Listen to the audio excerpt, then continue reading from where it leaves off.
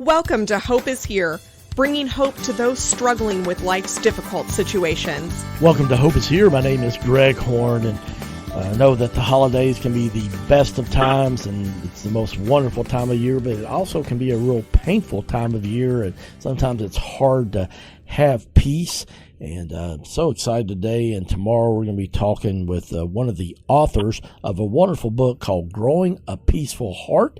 It's devotions of faith, encouragement, and forgiveness from peacemakers, past, present, and future. It's a wonderful book, 30 weeks, 150 devotionals. It's written by Karen Whiting and Sarah DuBose, and we're blessed today to have Karen with us talk about this wonderful book. And Karen, first of all, thanks so much for being a guest on Hope is Here. Thank you, Greg. I'm happy to be on. Well, talk to us. Why did you write this wonderful book with all these wonderful devotionals? Tell us about that. Like many other people, I've had many struggles and different things happen in my life, and I have always found hope in God and thought that it would be very good to share hope with many other people. Well, you definitely did that, and it's a very thorough. With these, you've got 150 different devotionals in here. I love how you laid out the book. You laid it out in 3 different topics. Talk to us a little bit about how you chose to do that. Right. Well, the first is inner peace. It's really hard to have peace with other people if you have worry, anxiety, or anger and unforgiveness in your heart. So you first need to have peace, the peace that Christ gives us.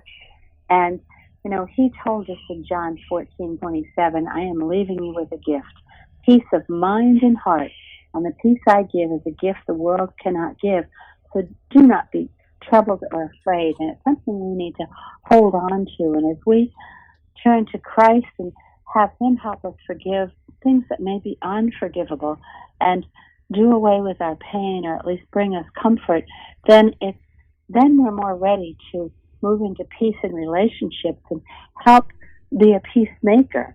And that, the peace in relationships is certainly to instill peace and to respond peacefully even when people want to attack us or be angry, because so much of what they do is not directed at us, but directed out of the hurt and pain they have within.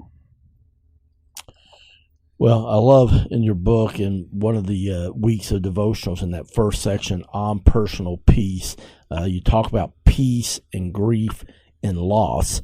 And, this Christmas holiday season that is up on us right now, a lot of times as I talked about earlier, that, it's the most wonderful time of year, but it can be the most painful time of year, especially when you're missing a loved one, especially when it's that first Christmas without them. Share about how people can have peace during a time like this when they're missing that loved one at this Christmas season, when it'll be that first time that they're not a part of this holiday. Yes, no matter what time of year they died, every holiday after that is a first time, and that can be so difficult. I lost my husband in October, but it's been 11 years, and a friend of mine lost her son, and I don't really know what time of year, but for both of us, what we had to face, and for many people, was the loss. God does not choose to give us pain. He allows that to happen because we live in a fallen world. And what we need to do is to instead embrace the gift we had.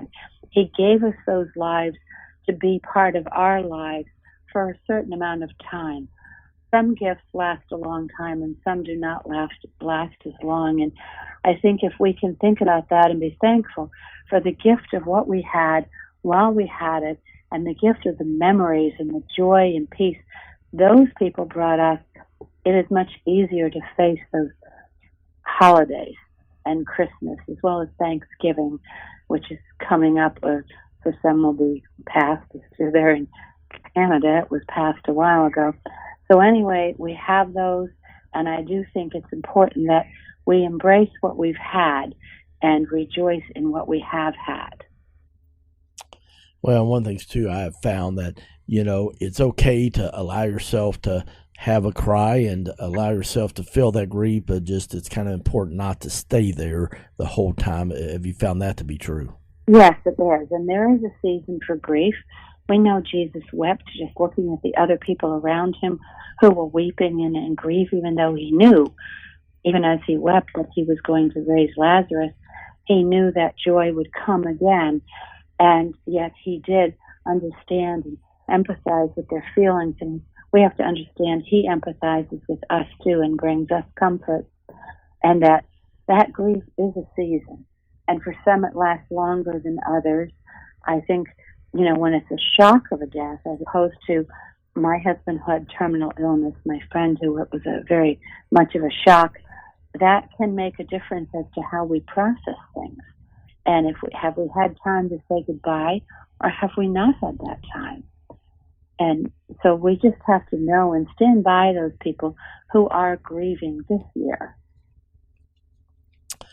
I like you started off in your book there about personal peace there. You said the word for peace in the Bible means to tie together into wholeness. It means being whole in mind, body, and soul. Jesus offers us peace when we ask and we willingly let go of what keeps our minds and hearts from experiencing peace. This brings wholeness. And I love how you define that there, because the peace that Jesus offers, it's different from what the world offers, right? Oh, definitely different. It's a peace that lasts even if there's a hurricane going on around you. And I've been through a number of hurricanes that have gone on around me. It's just that inner peace that Christ is with you. You can trust he knows the outcome, even if you do not. And that makes such a difference for us if we can think on that and know that, yes, God is tying us together in wholeness. He uses everything in our life. So when there have been hard times and then good times, he brings that together to teach us new things and to have, because of those difficult times, we so much more appreciate the good times and the blessings that we have. You just tuned in. We're talking with author Karen Whiting. She co-wrote this with Sarah DuBose. It's a wonderful book called Growing a Peaceful Heart, Devotions of Faith, Encouragement, and Forgiveness from Peacemakers Past, Present, and Future. It's divided up into 3 sections. We're looking at the first section that has 11 sections on it, but it's under the heading of personal peace. And I love this quote you had by Dwight L. Moody, just such a great man of faith. It says, "A great many people are trying to make peace, but that has already been done. God has not left it for us to do. All we have to do is to enter into it." And as I was reading that quote, I thought sometimes, I'm guilty of trying to make it too difficult to have peace. Dwight L. Moody kind of summed it up well there about we just need to enter into it. Have you found that to be true in your life? I do. That's where I pause if all of a sudden I'm in some sort of an argument or I'm feeling any kind of angst or worry. I sit back and say, but God, you have this. I don't have to worry about it. And I just kind of take a deep breath and enter into God's peace. And I find that so much easier then. And I can be kinder in responding to people and respond with peace because I have let God's peace be with me and I have entered into it. Well, one of the things that's so wonderful about this book is that you share in the book some of the historic peacemakers. Who are some of those and peacemakers, and what can we learn from them, Karen? We can learn so much. Prince Albert was interesting. The wife of Queen Victoria, his wife was Queen Victoria. Prince Albert observed that the only time men came together from around the world was on the battlefield, and he said, we have to stop that. We need something better. And he created the first World's Fair in the Crystal Palace that he built in London, and millions of people came through, and they shared inventions, innovations. They shared peace and ways to make the world a better place.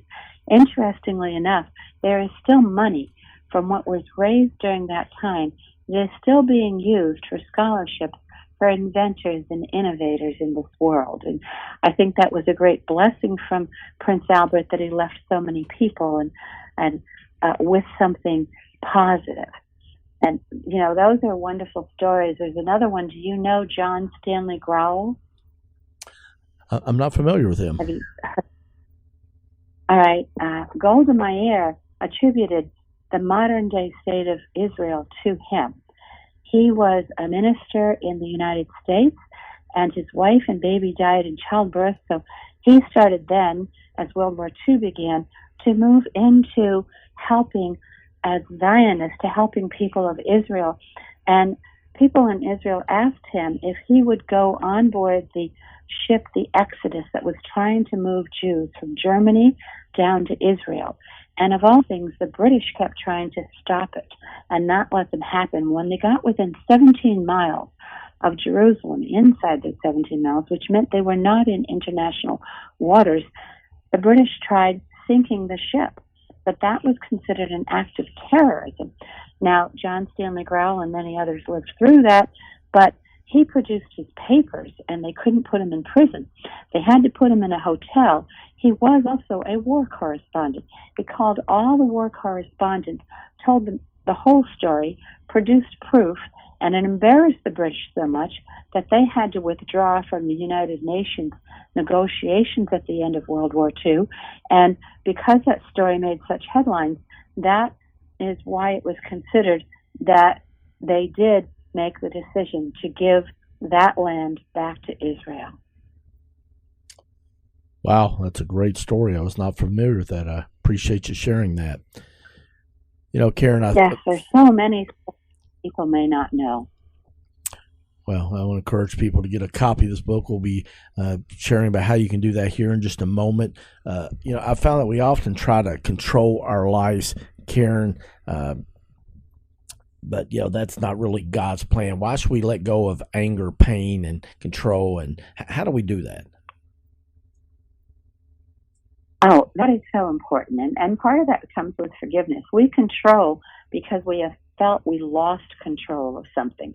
You know, during COVID, a lot of people felt like they weren't in control of what was happening, and we really weren't.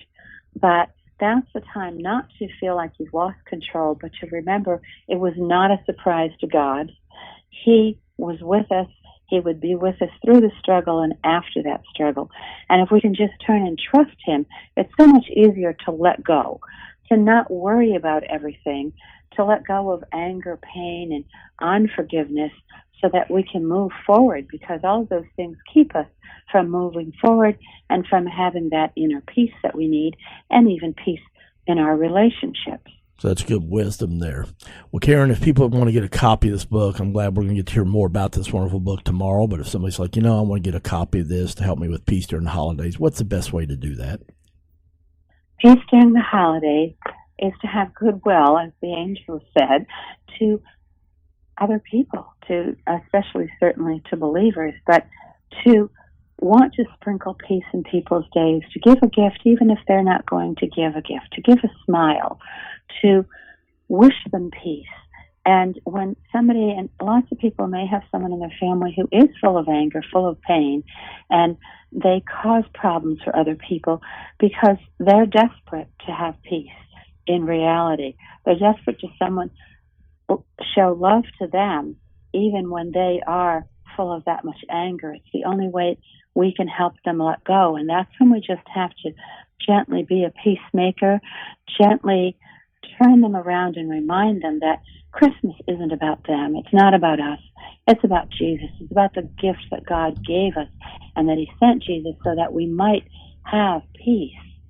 And to try to focus back on that, and that can help us all in spite of anything that's happened during the year to us. Well, unfortunately, we're out of time, but the good news is that Karen's going to be back with us tomorrow. I want to encourage you to check out her website, KarenWhiting.com. That's KarenWhiting.com. I'm Greg Horn. We'll see you tomorrow on Hope is Here. Thank you for listening to Hope is Here podcast. To listen to one of our previous programs or to make a tax-deductible donation, please go to our website, hopeishere.today. That's hopeishere.today.